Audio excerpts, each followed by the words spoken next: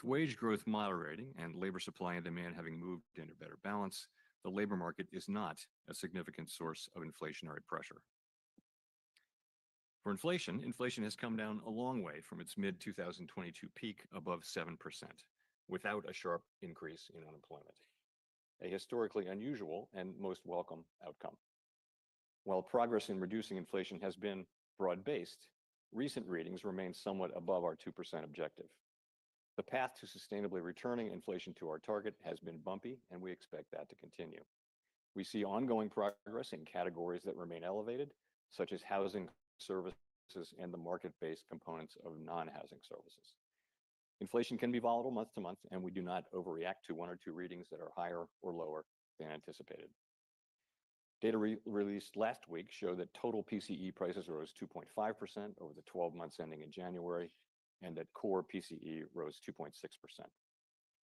We pay close attention to a broad range of measures of inflation expectations, and some near-term measures have recently moved up. We see this in both market and survey-based measures, and survey respondents, both consumers and businesses, are mentioning tariffs as a driving factor. Beyond the next year or so, however, most measures of longer-term expectations remain stable and consistent with our 2% inflation goal. Looking ahead, the new administration is in the process of implementing significant policy changes in 4 distinct areas: trade, immigration, fiscal policy, and regulation. It is the net effect of these policy changes that will matter for the economy and for the path of monetary policy. While there have been recent developments in some of these areas, especially trade policy, uncertainty around the changes and their likely effects remains high. As we parse the incoming information, we are focused on separating the signal from the noise as the outlook evolves. We do not need to be in a hurry, and we are well positioned to wait for greater clarity. Policy is not on a preset course. If the economy remains strong but inflation does not continue to move sustainably toward 2%, we can maintain policy restraint for longer. If the labor market were to weaken unexpectedly or inflation were to fall more quickly than anticipated, we can ease policy accordingly. Our current policy stance is well positioned to deal with the risks and uncertainties that we face in pursuing both sides of our mandate. Before I conclude, I'll note that at our last FOMC meeting, we began our second 5-year review of our monetary policy framework. We will consider changes to our consensus statement and to our communications as part of this review. The consensus statement articulates our framework for the conduct of monetary policy in pursuit of our statutory goals. We will consider the lessons of the past 5 years and adapt our approach where appropriate to best serve the American people to whom we are accountable. The 2% longer run inflation goal will be retained and is not a focus of the review. This public review will be familiar to those who followed our process 5 years ago. We will hold outreach events around the country involving a range of parties, including Fed Listens events. We're open to new ideas and critical feedback. We will host a research conference in Washington in May. Our intent is to wrap up the review by late summer. Thank you very much. I look forward to your questions, Danielle.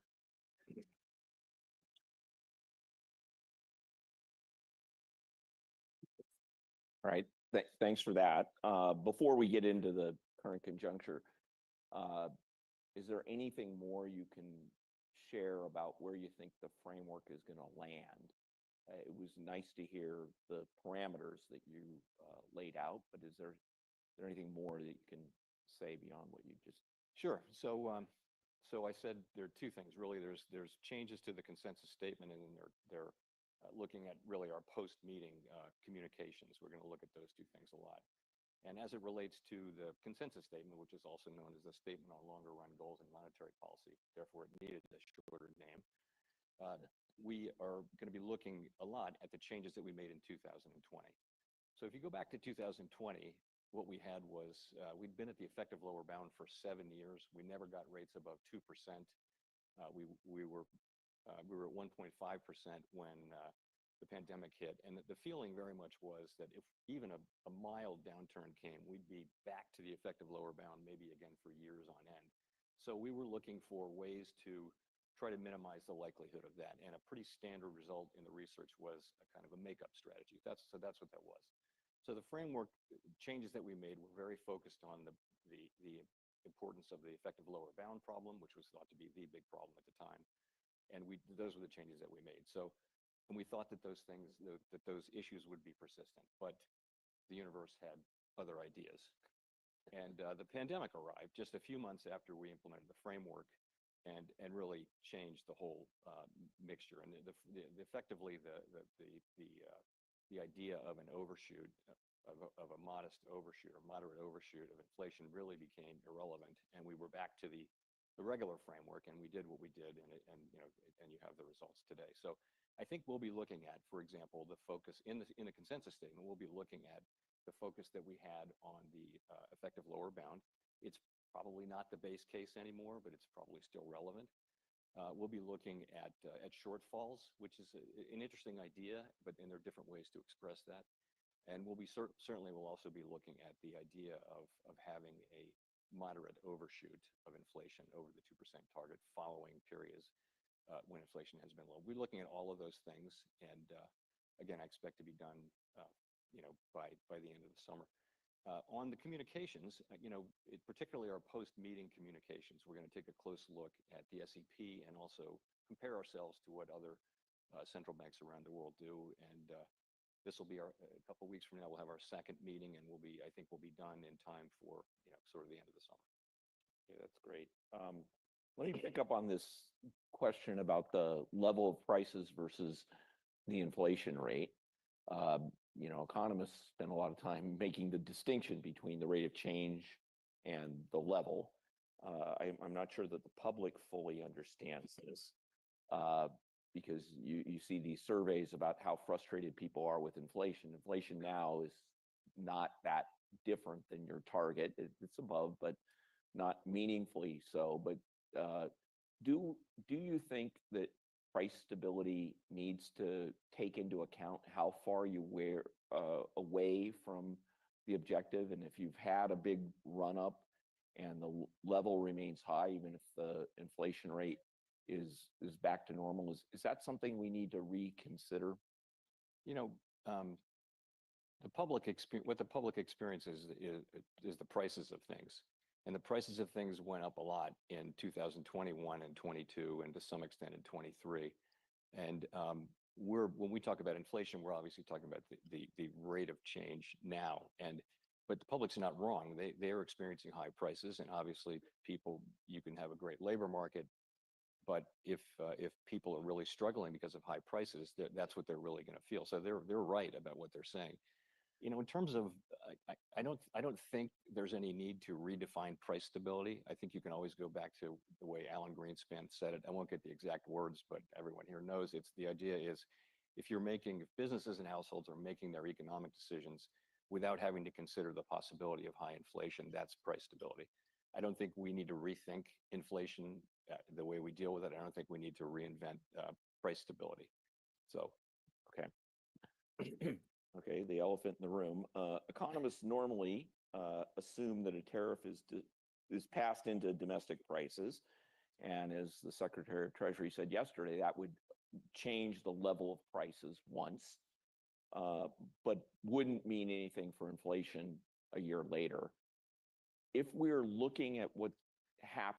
Let me guess. You're thinking about going to therapy. And as a therapist myself, of course I'm going to say that's a great idea. But first, let's talk about the things they don't tell you. First of all, you're going to say, I'm fine, like 300 times. Spoiler alert, your therapist will see right through that. And how does that make you feel? Yes, they actually use this phrase. And yes, they actually want to know the answer. Then there's the crying. Like 1 minute you're talking about your raise that you got at work, and then the next minute you're talking about how when you were 6 years old, your mom left you in the aisle in the grocery store because she went to the next aisle to get some milk because she thought that you were right there next to her. Come to find out, that's when your abandonment issue started. And homework. Yes, there's homework. But here's the thing. By the end of it, therapy could actually make you feel better. And you'll be like, why didn't I start this sooner?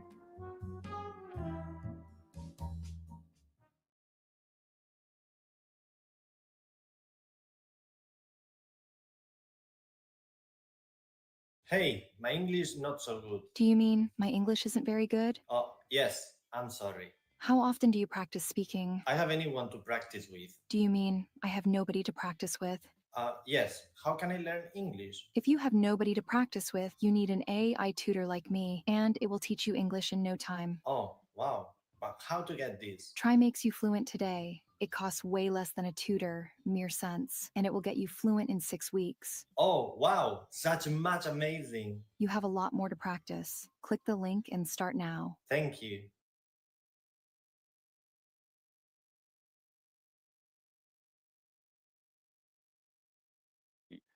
We came off of very high inflation, and we haven't fully returned to 2% on a sustainable basis. So you got to put all that in the mix as you make this decision. I would point people back to 2019, when we had the Tax Cuts and Jobs Act, we had lower immigration, and we had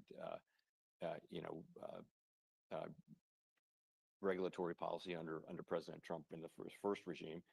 And we wound up cutting 3 times because growth weakened so much. So there are many effects of tariffs. And as I pointed out, it's really the effect of all of these policies that matter for our policy. It's not simply what's happening with tariffs. It's what's happening with growth and all the other things as a result of these broad changes in economic policy, not just tariffs. Okay, just to put a point on this, I think I know what you're going to say, but the usual rule that economists hold is that when uncertainty is high, we're gradualist. And I'm wondering whether you view that as the right benchmark or anchor to think about. I view it as the right benchmark or anchor for right now. And that's because the costs of being cautious are very, very low. The economy's fine. It doesn't need us to do anything really. And so we can wait, and we should wait. I think there are cases where uncertainty is high, where that would not be the case, where the costs of going slow might be high. And those would be, for example, if inflation expectations were clearly under pressure, or if you're at the beginning of the pandemic and uncertainty is unquestionably elevated, but you nonetheless act very aggressively because of the potential cost of not doing so. Okay, that's interesting. But I'll ask a couple more conjunctural questions, but there's a lot of people in the room here that are very curious about what you want to say about the Basel III endgame. So that's inside baseball, but people's wallets depend on this. So you want to say anything about that? Sure, absolutely. So our view at the Fed is we very much intend to complete the Basel III endgame. And we think that's very important. We think that the Basel Accords really are important to set sort of minimum standards for international banking around the world. And we expect that we will. We're kind of on hold until the U.S. banking agencies are really back up and running with new leadership. But once they are, we fully expect to get back to that work and complete the Basel III endgame. And I have a good reason to think that we'll be able to do that. That's good news. Another little bit of inside baseball, but there's been a lot of discussion in the last few weeks about changing some of the statistics that are emphasized about the economy. And the Commerce Department recently disbanded the Federal Economic Statistics Advisory Committee. And I know during COVID, you felt like there were many indicators of the economy that were kind of broken or not so helpful. So do we need to worry about whether the Fed's ability to do its job might come into question because of deficiencies in the statistics? And are you already, let's do that. I'll ask a follow-up. Yeah, so there's 2 different things. I think it needs to be said that the government data we get from government gathered data we get from the Bureau of Economic Analysis and the Bureau of Labor Statistics is incredibly important and really the gold standard for data. Being able to track what's going on in the economy is very, very important, and it's something that the United States has led in for a long, long time, and something we need to continue to lead in. It's true that survey responses have gone down, and that some of the data have become more volatile. That just means it's something we need to keep doing and invest in. So I think that's important. On the pandemic data, that's a different thing. You needed to measure things like how many people are going to restaurants, how many, you could look at open table data, things like that. So there were lots and lots of pieces of data we were getting about that showed people coming, how many people are coming back to work, riding the subway and that kind of thing. And that was important. It turns out all that data is not, isn't super relevant except in an emergency. The other thing is though, at the Fed, we've always, some time now, we've been, trying to work with these very large data sets that are available in real time now, for example, from credit card companies and things like that. And, trying to use these new and vast data collections in a real time way, is something that's really helpful. Okay, I was going to ask you about whether or not there's some favorite private sector statistics that you think everybody should be looking at, but it sounds like you've just given us a hint on that. Let me ask a couple longer term questions. I know you're not in the job of reflecting yet, but when we look back at the rise of inflation and then its decline, what do you think the lesson's going to be about what we've just lived through? Yeah, so I think it's actually still early to say. I think we'll be doing, I think the question of what happened and why, and what all those questions around that, the events of the pandemic and the inflation and the efforts to bring inflation down, economists are going to be battling over that for long after all of us are gone. But I would say a couple things. One thing is just that the tails are fatter than you think. However fat you think the tails are, they're fatter than you think. And human nature is, we always talk about uncertainty and how we understand everything's highly uncertain. We say it all the time. The tails are fatter than we think. So nobody saw the pandemic coming. Obviously, it wasn't reflected in our framework. When it came, we just went back to the old framework and dealt with it. But it was, there's always possible. That's one thing. Secondly, I think if you look, I talked about this at Jackson Hole last year. If I look back and it looks to me like what you had was a global burst of inflation everywhere at the same time, and it largely, you got to look at global factors, and it amounted to very strong demand, stronger than we thought. I don't think we had, the forecast error was two parts. Part one was demand was just stronger than we thought. It really was. We had in mind, the recovery from the global financial crisis, and instead we got this really high-powered response, expansion, recovery. So the other side is the supply side. The supply side was constrained. We lost 8 million workers, and it took a long time to get them back. And it was also all of the supply stuff that was happening. That took longer than we thought to unsnaggle. And we'd never seen it before. We knew in real time that it was going to be really hard to get that right. But so those two things created inflation globally, and central banks stepped in, and pretty broadly, we're back to close to mandated inflation and employment close to the natural rate, not just in the United States but everywhere. So in a way, the framework worked, but I think we learned some of those lessons, and we'll still be learning them. Okay, one other question in this direction. The U.S. has actually had the fastest recovery of all the major economies, and do we understand why that is? And does that? There was a question in the last panel about Y-star and potential growth. Do you think that we are learning something now about what the speed limit for the economy is, or is this just happenstance? Yeah, I would put down the U.S.'s outperformance to three things. And the first is just, one would be structural characteristics, and that's more flexible labor market, highly developed capital markets, culture of innovation, rule of law, all the things that make this. And we have a venture capital industry. Other countries are trying to do early stage financing out of banks. That's not going to work. So all of those things make us account for 40 years of productivity. That's double Europe's productivity. It increases. So that's thing one. Thing two is just population. We had a big population increase in 22 and 23, and that doesn't help with per capita, but that moves top line. And what was the third thing? Oh, productivity. So we had a really significant burst in productivity, and from a range of factors, you can never tell exactly where it's coming from. Some of those factors suggest, this gets to your last question, suggest that productivity will be kind of a one-time event. So, people were wound up automating a lot of functions in retail. And because people didn't want to work in retail anymore, but that may just be a one-time thing. Technological developments, on the other hand, might give us years and years of productivity. So there are a whole bunch of other things, and so we don't really know how long this burst in productivity will be sustained. But I think I never expected to see productivity this high for this long.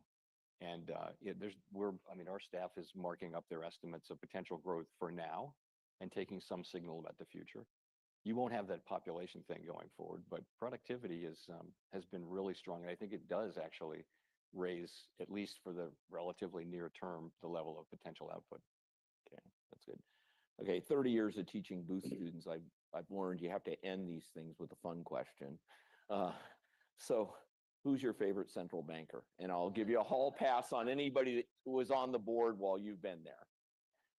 What defines favorite central banker? Living? You can constrain to living, or you can specify dead. Well, I mean, I would have. Open-ended question. I'll take the easy route and say Paul Volcker, whom I did know over time, and pretty obviously, in central banking, nobody wants to be working in a central bank when inflation is really high, but everybody who works in a central bank knows what they have to do when inflation is high, and he set the gold standard for that. That is the thing. Most of the time, for 40 years, we haven't had to do that. It's just kind of demand management through a regular cycle. But when you have very high inflation and you have to do this is why we're independent. It's not for the good times. It's for the times when we're doing something which may be unpopular. That is our assignment. And I think Paul Volcker kind of established that.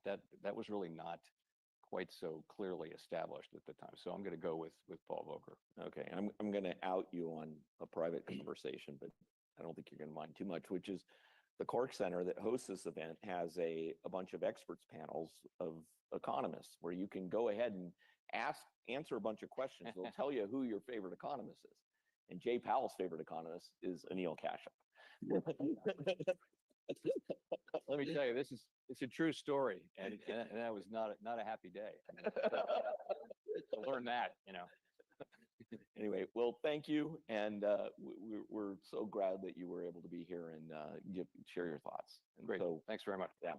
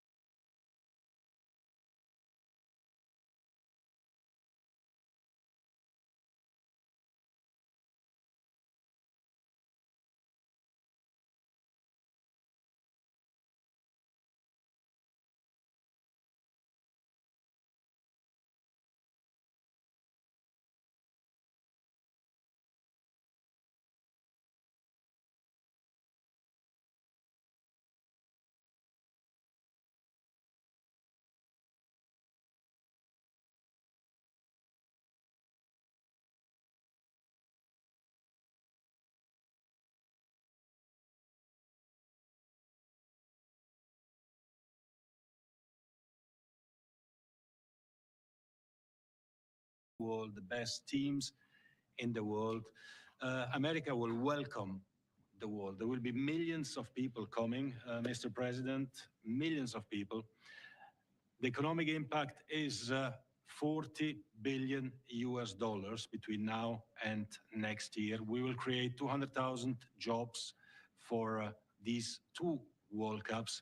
And more than that, we will give joy and happiness to the entire world. And this is priceless, definitely. So thank you, Mr. President, for setting up this task force, because it is important that everyone that comes to America feels safe, feels welcome. And that's why it's important that the government puts together this White House task force chaired by the president himself. It shows the importance of the FIFA World Cups, I should say, because there are many, many topics to deal with, of course, and we want everyone who comes to America and who goes to watch one of these games. We have 10 million tickets for sale. It's like 3 Super Bowls every day for 1 month. That everyone that goes feels safe, feels happy, and feels that we are doing something special. So we're here to create and to make the best show on the planet ever, and we'll do it together, Mr. President. Oh, that's great. I love what he said, like 3 Super Bowls a day for a month. That's what it is. That's what it is. That's really amazing when you think of it. I've never heard that expressed. That's a lot. When, when we made this, it was made during my term, my first term. And it was so sad because I said, can you imagine I'm not going to be president?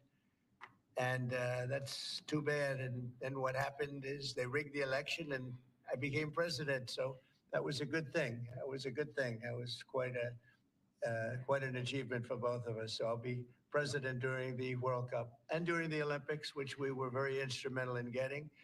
And then, of course, we have our 250th birthday, too. And of that, I wasn't instrumental. That just happened to fall on the same time. So we have those 3 big events. You don't get very much bigger than that, the Olympics, the World Cup, and number 250. And it's a great honor. But I appreciate your selecting us.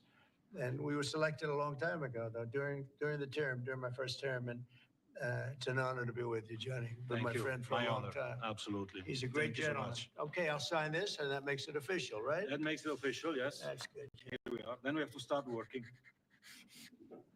Can you talk a little bit about the halftime show that you anticipate for the championship? Will it be like the Super Bowl halftime show or better?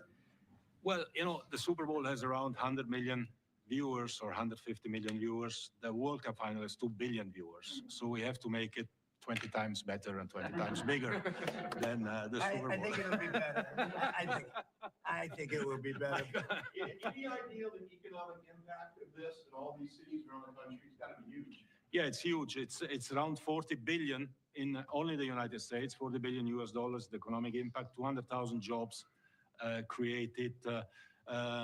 It's so per city you can divide by 11 and a little bit what each city gets, more or less. Some cities get more, others get less.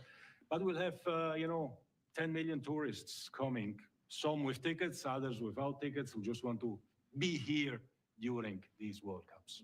What team is favored now, if there's such a thing? I mean, do they have a team like so many of these great famous teams? What team seems to be favored? Well, on the club one, which takes place this year, of course, Real Madrid, Manchester City, Bayern Munich, the Germans, Paris Saint-Germain, the French. The big ones are always there, and these clubs are multinationals. They have players from all countries. They always seem to be there. They are always there. Those great They are teams. always there. Yeah.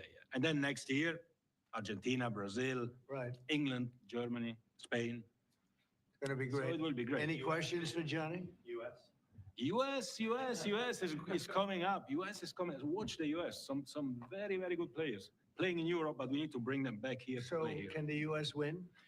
The US can win, yes, with the public behind. See? They play in knows some of the what to top say. teams. He knows. Yeah. They play in some of So the top there's teams. a shot, right? Yeah, there is a shot. Absolutely, That's yes. great. Well, we'll hold that up for you guys.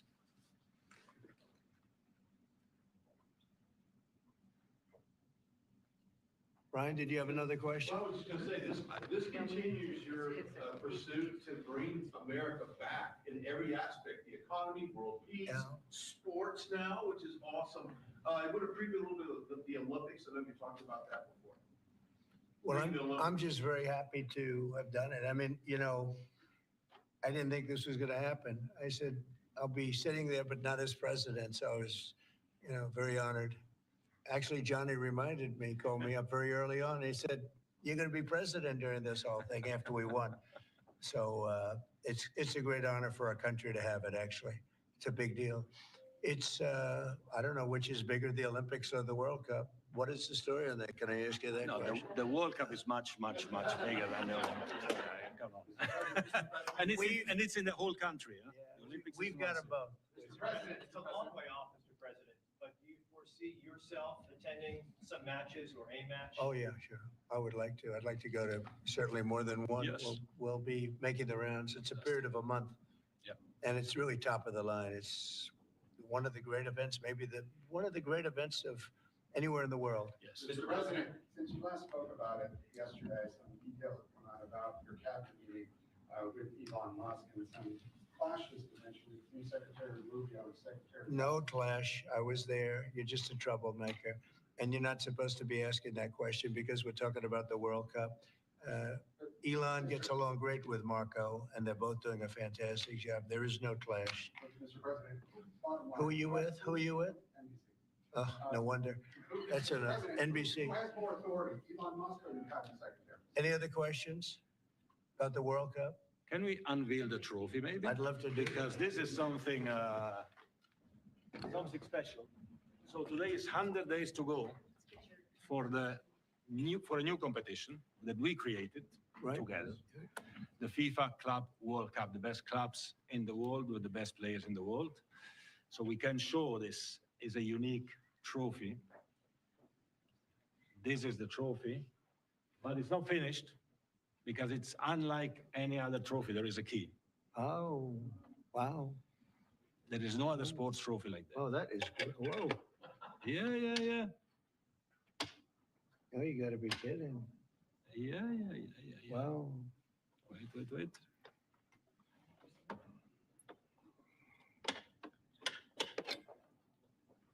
Wow. That's one of those. And that's the trophy. That is something, huh? We got to win now, Mr. President. This is a good one. That's beautiful. I've Inter never Miami and Seattle Sounders play Never seen for this anything trophy. like that. It is it's a trophy of the future. Yeah. It represents the past, the future, everything, the present. And this will be at the White House for a little while. Yes. So if anybody needs a picture or anything, you can take it, So, but this is. If you like it, Mr. President, it can stay here just on the 13th of July. You should take it Yeah. with me Let's leave it here. to the stadium to give it to the winners. They You're- can take a picture, then we bring it back here after the Good. picture. Let's do that. We'll leave it here. We'll have it in the White House quite a bit. Excellent. It travels a little bit also, but I Yeah. appreciate it. That's good. And I know this can definitely stay, right?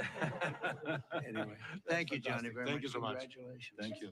Thank you. When Thank you so much. on the cabinet meeting, sir, just on the cabinet meeting, you said Musk will play an advisory role, Doge will play. We're talking about FIFA. Thank you very About much. the World Cup, Mr. President, you're having. And they're both great guys. And by the way, they both get along fantastically well. Marco has done unbelievably as Secretary of State.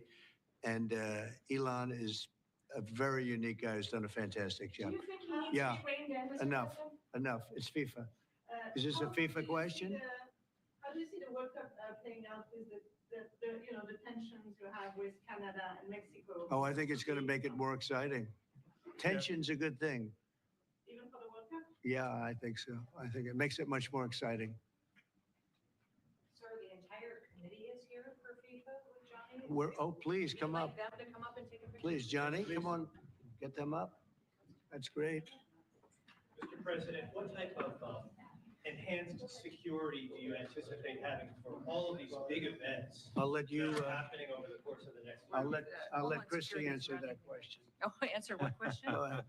Security. The security for this event will be run by the Department of Homeland Security. So we are signing today this document that will say that we will form task forces and partnerships. We'll have incident command centers in these 11 cities that will partner all the agencies and departments at the federal. We'll have some worldwide partners as Yes. well, as long Global as, level. yes, it'll be under our umbrella, and we'll help facilitate that, but also working with our local law enforcement is incredibly powerful. So streamlining those communications, it'll be a wonderful event, and everybody will be safe and fun. We better be, right? Yeah, it will be. This is the official ball Thank you very with your much. name. Thank you. Oh, that's nice. I would give it to Christie, except it has my name on it. We have another one for her. Of course. That's beautiful. Thank you very much. Is that going to be the ball? This is the official match ball. This will for this be what trophy, it for this will look trophy. like the ball? Yes, When they play? when they play. Wow, that's Yes. great. Yes, nobody has played yet. with That's this great. ball. Thank you very much, everybody. Thank you so much. Johnny, thank you very much. Thank you very much.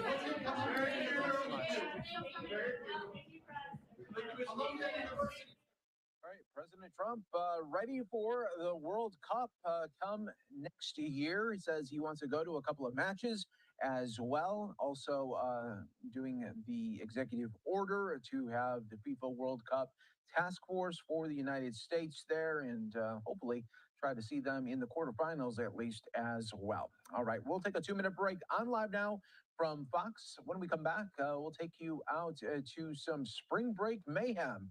We'll tell you all about it coming up next on Live Now.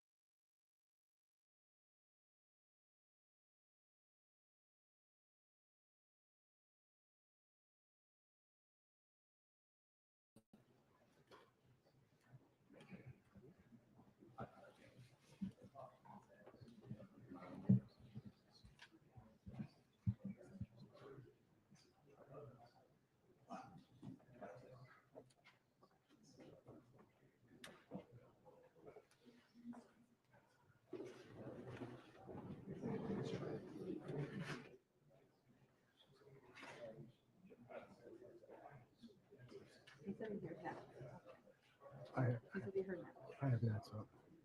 Oh, you do? Yeah, there's nothing coming out of the net. Nothing? Yeah, Okay. the net's completely new. Okay.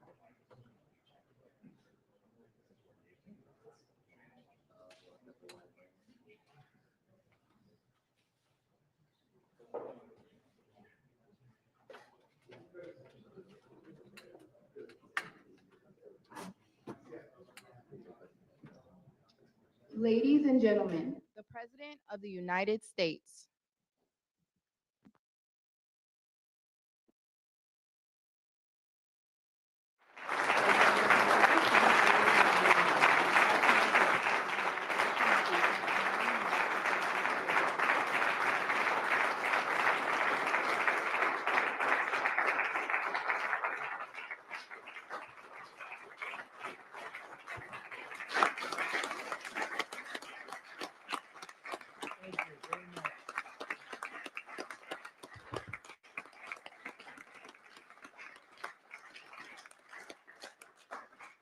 Well, thank you very much, everyone. Great honor to have you.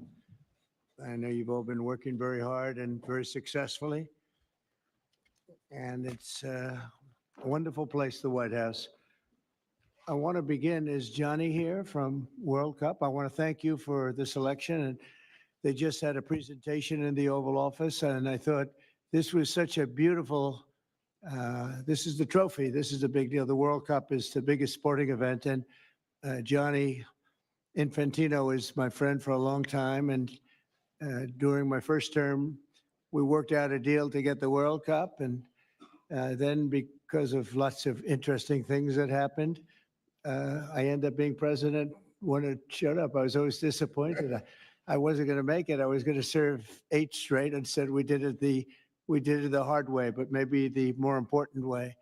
So I will be with you as president, Johnny. So maybe you could just say a few words and show how beautiful the World Cup trophy is. Thank you. Yeah, sure, please. Yeah. The famous key. That's a great key.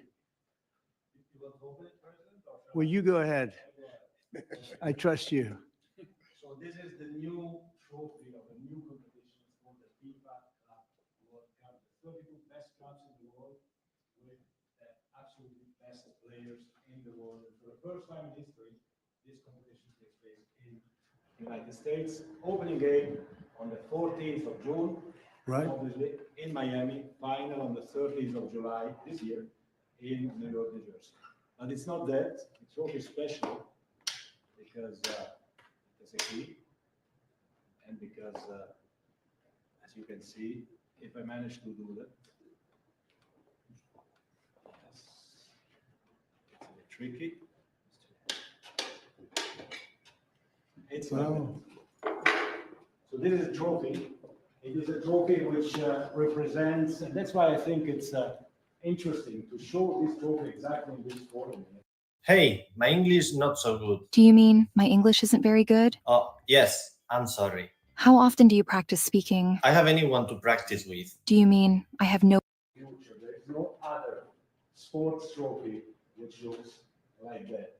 It has engraved the history of the game, of soccer or football as we call it, the participating teams of the first edition, the stadiums, the beautiful stadiums in 11 cities in the United States of America where this competition will take place. So at the same time, past, present, and projecting to the future. And if I may, President, say another 2 words, and then I let you work. I would like to congratulate the President and the administration for not only for the World Cup, the Club World Cup, the World Cup, and the great work done, but also for this initiative that you are speaking about here. If I may add something in this respect, I'm not an expert at all, but FIFA, as you know, is a brand which is globally known, a very strong brand. The soccer economy in the world is worth around 270 billion a year. 70% of that, Mr. President, is in Europe. So imagine the potential that there is around the world only in soccer if we develop it. And so FIFA is very, very interested under my presidency to develop the FIFA coin, to do it from here, from America, and to conquer the 5 billion soccer fans in the world. So if there is anyone here who is interested to team up with FIFA, here we are together with the United States of America, and we'll conquer the world of soccer with the FIFA coin. Thank you very much. Thank you. That coin,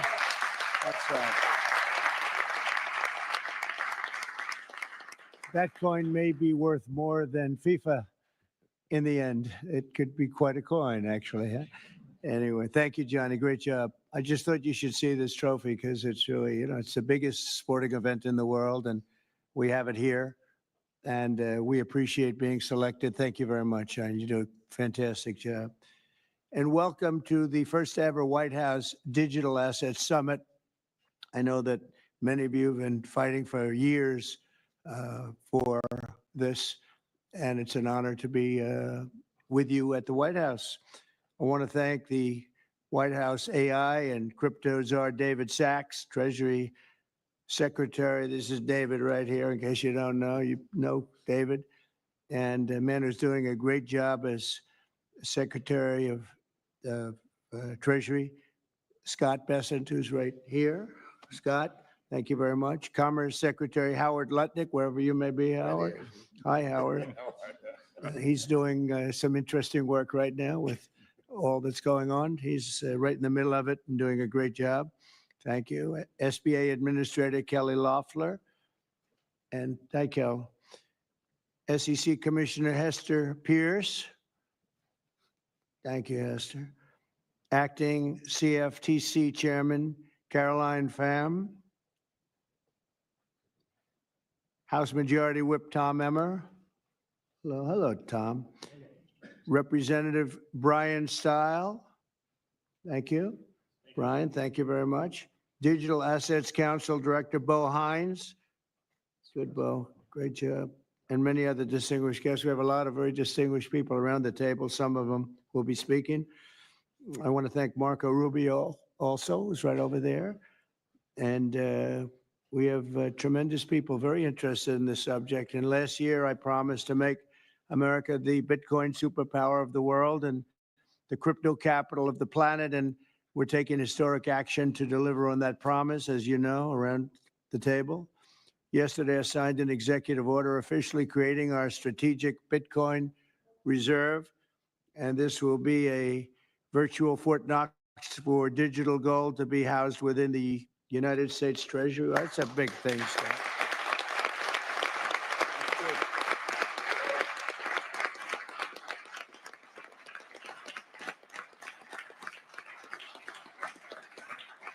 The federal government is already among the largest holders of Bitcoin, as you know, really one of the largest holders in the world, with as many as 200,000 Bitcoin obtained via civil law and various other forms of law, and including enforcement actions. These existing holdings will form the foundation of the new reserve. Unfortunately, in recent years, the U.S. government has foolishly sold tens of thousands of additional Bitcoin that were worth billions and billions of dollars had they not sold them, but they did sell them, mostly during the Biden administration. Not a good thing to have done. From this day on, America will follow the rule that every Bitcoin knows very well: never sell your Bitcoin. That's a little phrase that they have. I don't know if that's right or not. Who the hell knows, right?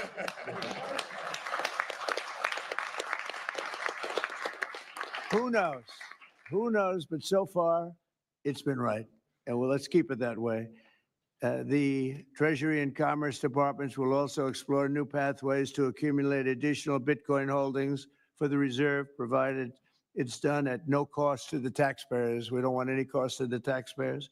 In addition, my order directs federal agencies to conduct an inventory of all crypto assets currently held by the U.S. government and determine how they can be transferred easily to the Treasury. Non-Bitcoin digital assets will be held in a new U.S. digital asset stockpile where they will be managed properly. My administration also is working to end the federal bureaucracy's war on crypto, which was really going on pretty wildly during Biden until the election came about. About 5 months before the election, he became a big fan because he heard how many people were in favor of it and how many people love it and respect it. But I guess it didn't work out too well for him. People understood what was going on and paved the way for groundbreaking innovations in institutional finance. Under the Bitcoin administration, regulators strong-arm banks. I mean, they really did. They strong-arm banks into closing the accounts of crypto businesses and entrepreneurs, effectively blocking some money transfers to and from exchanges, and they weaponized government against the entire industry. But I know that feeling also. Maybe better than you do. All of that will soon be over, and we are ending Operation Choke Point 2.0.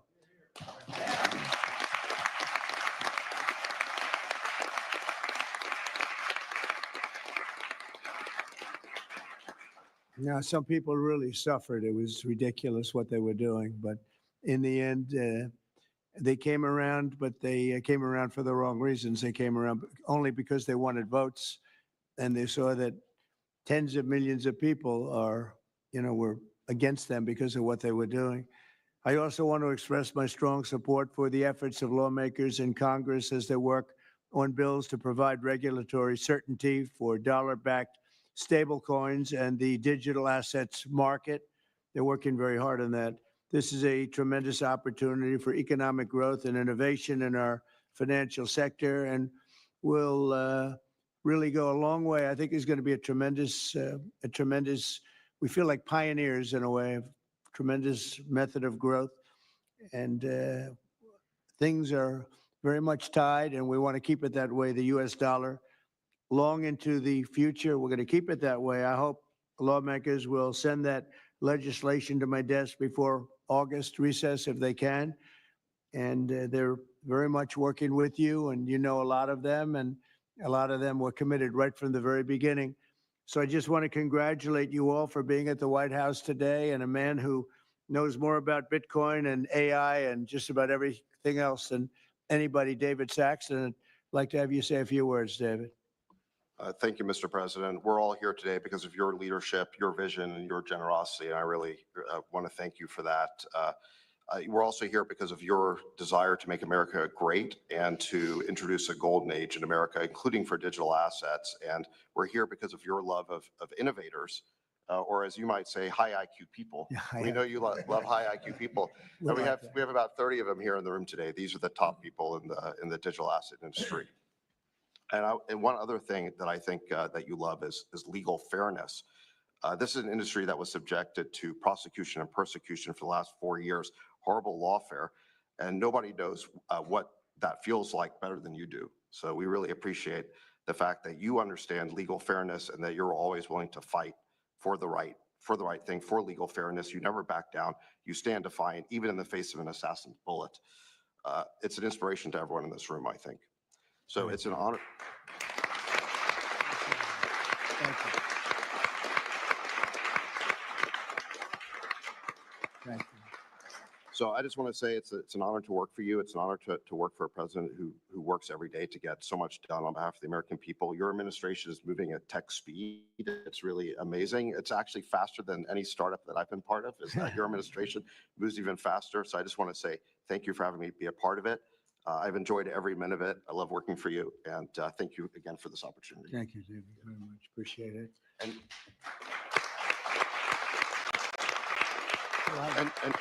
now I just want to pass the ball to Secretary Besson. Scott? David, so today, when President Trump has signed the executive order to establish the strategic Bitcoin reserve and stockpile, we're going to position the United States as a leader among nations in the digital asset strategy. It's important for the United States to recognize this fact and get ahead of the other nations in the digital age. We applaud the president's direction to use the digital assets already in possession of the nation, and we are going to establish this Bitcoin reserve. We use this authority to augment the asset side of the United States balance sheet. As I've said many times, President Trump is creating assets for the American people while most past presidents have created debt. And a large part of this asset program can be in digital assets. We are going to end the regulatory weaponization against digital assets. The Biden administration's actions did nothing other than punish innovators. And that all of you have made it here today is really a testament to your fortitude. Much of Treasury's responsibility in this order relates to the tax code and determinations around risk weightings. And I'm here to assure you that we are going to work with the Controller of the Currency, the IRS, and we're going to rescind and amend all applicable previous guidance. And we are going to put a lot of thought into the stablecoin regime. And as President Trump has directed, we are going to keep the U.S. the dominant reserve currency in the world, and we will use stablecoins to do that. Thank you.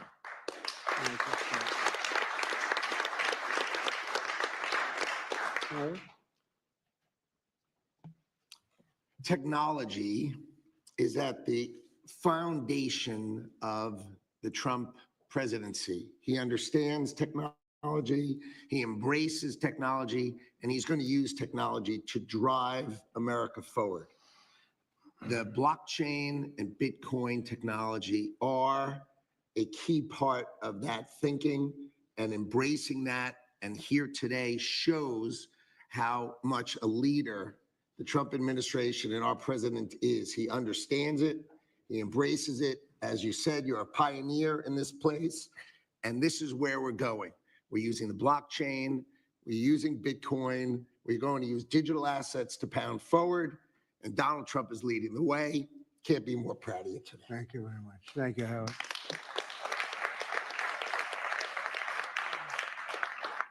Kelly, go ahead, please. Thank you, Mr. President. This is truly a historic day, and as a crypto founder, I couldn't be more proud to be part of your administration. You're moving at the speed of tech for sure, and I will just say it's a great day to have the war on not just crypto, but the war on innovation done.